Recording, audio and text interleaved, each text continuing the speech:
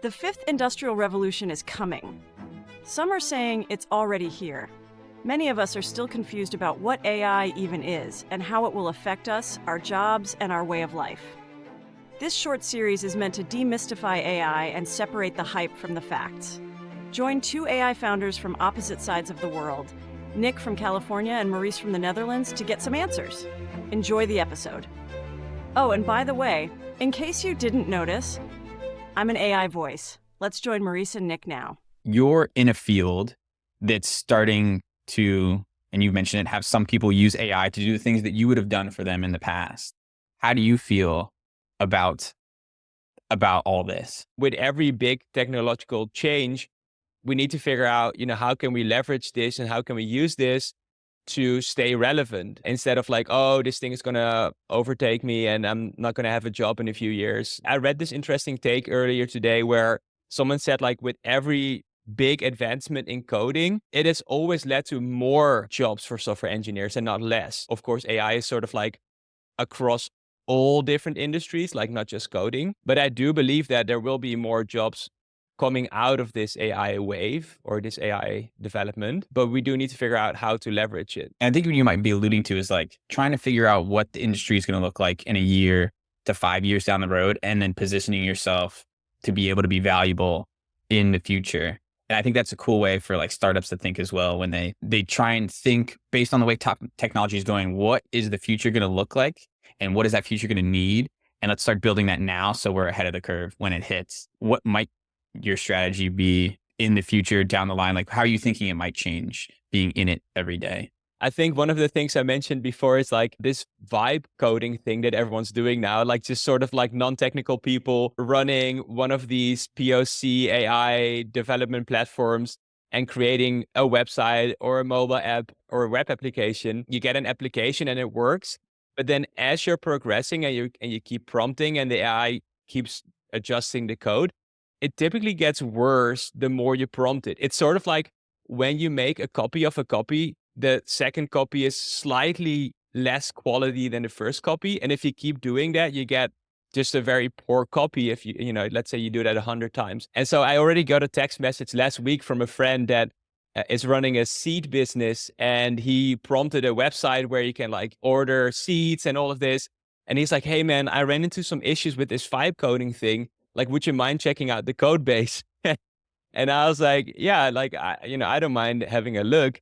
And then I realized like, oh, this is probably going to happen a lot. That's sort of where AI is getting really good at. So I think we need to think about, okay, do we still want to do that? And is that a sustainable strategy? Or are we going to move towards, for example, more enterprisey types of applications that are way more complex and have a lot of different components and basically are so big that an AI cannot really comprehend what's going on either. But at least as a human, you can start to understand what's going on and have some sort of an impact there. Yeah. And maybe that kind of speaks to just the state of the conversations I have with, or just one aspect of the conversations I have with private practice therapists, is there's just a lot of uncertainty where AI is going and where it can play a role and where it's better than humans and where it's worse than humans at certain tasks.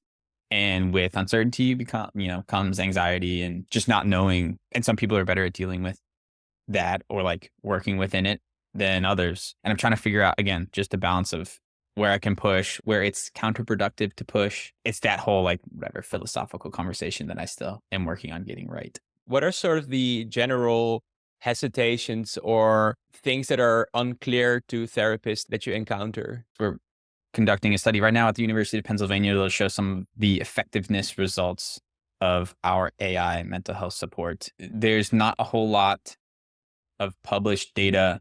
And it's becoming more and more, and different, articles come out that say, humans are turning to ChatGPT and Claude for some of these things, and they'd rather talk to an AI than human in some cases. So like some of this is coming out, but there's still not a whole lot of published data on, is it getting outcomes in a mental health context? And so we're working to do that a little more as well. A lot of the therapists turn to the argument of the human to human relationship that a human patient and a human therapist have in therapy. And that's at the core of healing. That's 100% true. But I think it's also important to bring in the nuance of when that's the most valuable in trauma related issues, is I think where that's very, very, very important to have and get right. And that's where the healing does occur. There's subclinical mental health support that is needed, and some other areas, maybe just almost like problem solving adjacent, that AI could be really good at, that you might not need that really deep human-to-human relationship to get a person through and back to a normal kind of like daily life. Again, being able to explain those nuances and just see where people fall on either side. And then just having the data, everyone be on the same page with what the AI is actually doing. And then being able to say, yes, this is where it's great. Yeah, no, this is not where it can play. Yeah, it totally makes sense. I think this is one of those interesting areas like mental health, where AI has such a clear complementary role, right? So like I see a therapist like biweekly, and that's super helpful. And that's a 1 hour session, very powerful, really helps me to grow more. And like I wouldn't want to miss that. But then when I don't see her and I'm struggling throughout the week, or, I'm dealing with some work stress or anxiety or a bit of panic, then I go to Claude and I just sort of use that as my reflection tool almost. So where previously I would sit down and maybe write in a notebook or dump my thoughts in Notion, now I talk to Claude and it's sort of the same thing. I'm still dumping my thoughts and that already helps. But now you get a response as well. I specifically like Claude for this reason because it seems to be having some sort of empathy, or at least, it's not actually empathetic, but it has a response style that sort of matches that a little bit. And I think that is something that's really powerful. And especially if you have platforms that are very well structured and aimed at this specific use case, where the goal is not necessarily to replace therapists, but it's like, hey, this is a very good complementary tool that can really help you, coach you, help you reflect, and is always available. I think that's really powerful. And I hope that therapists could also see it like that. Maybe that becomes a part of the program.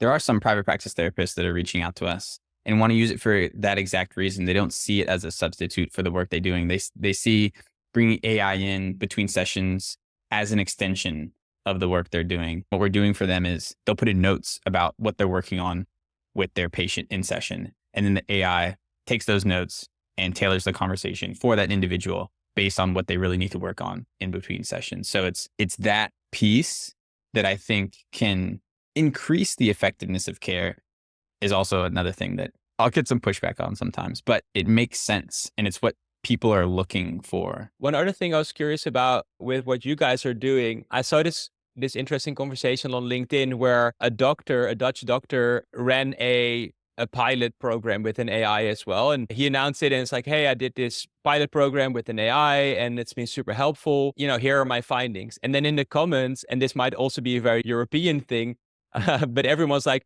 what's happening with the data? Where is the data being stored? Are we sending it to the US? Are we sending it to China? What is going on?